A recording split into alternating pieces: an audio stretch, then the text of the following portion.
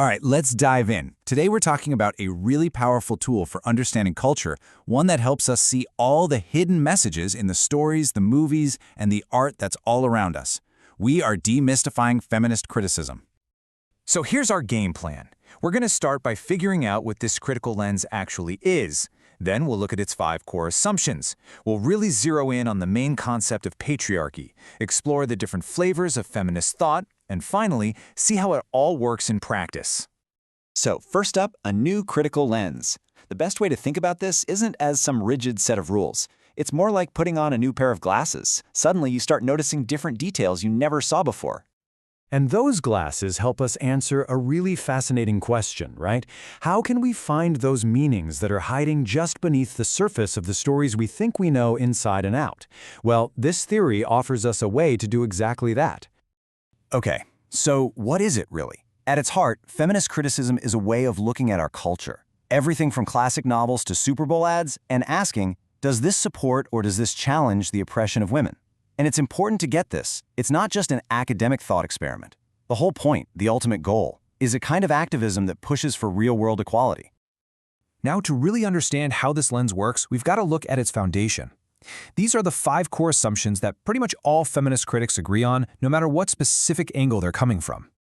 So these are the biggies. The idea that society is structured by something called patriarchy, which automatically positions women as the other.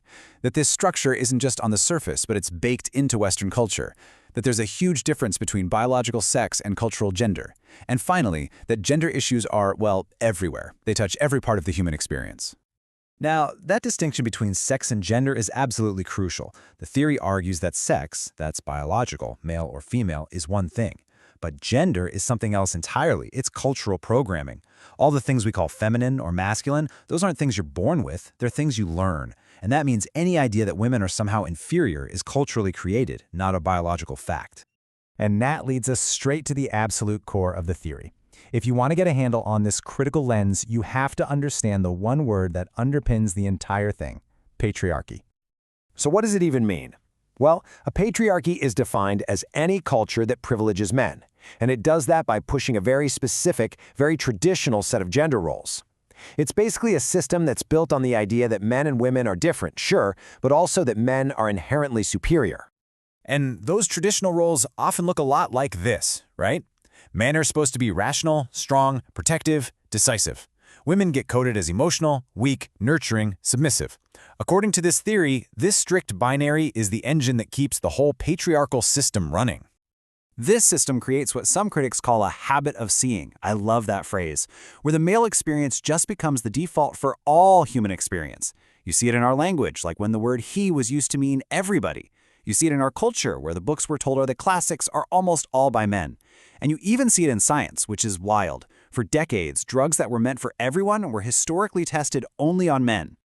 Now, within this framework, critics argue women often get squeezed into one of 2 impossible boxes.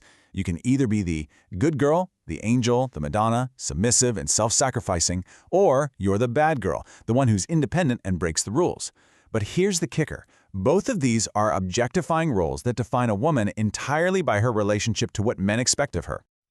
Okay, but, and this is super important, feminist criticism is not one single monolithic idea. It's way more like a big, ongoing conversation with a lot of different voices.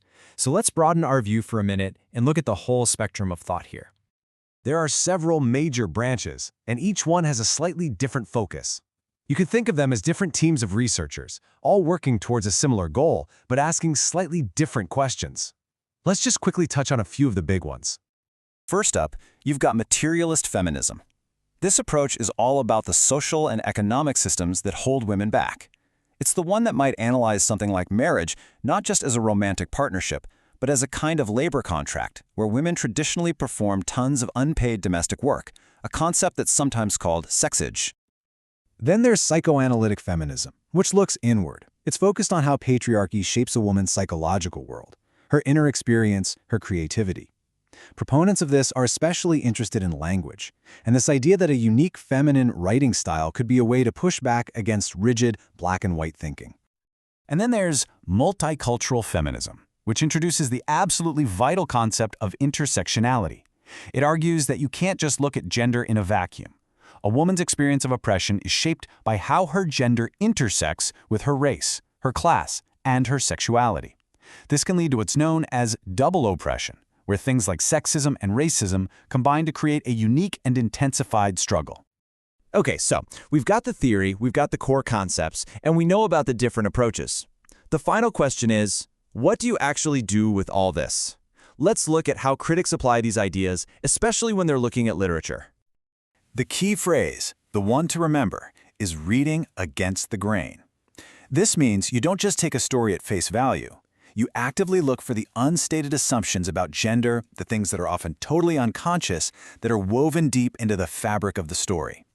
So when a feminist critic sits down with a book, they're asking a series of questions. What's the hidden agenda of this story? Is it just reinforcing those old patriarchal norms, or is it actively trying to challenge them? Or, and this is where it gets really interesting, is it maybe doing both at the same time? Is the story itself conflicted? And really, this is the question I want to leave you with. Think about a story you know by heart, your favorite fairy tale, a movie you've seen 100 times, a book you absolutely love. What might you see differently? What new hidden meanings might just pop out if you decide to put on these glasses and read it, just once, against the grain?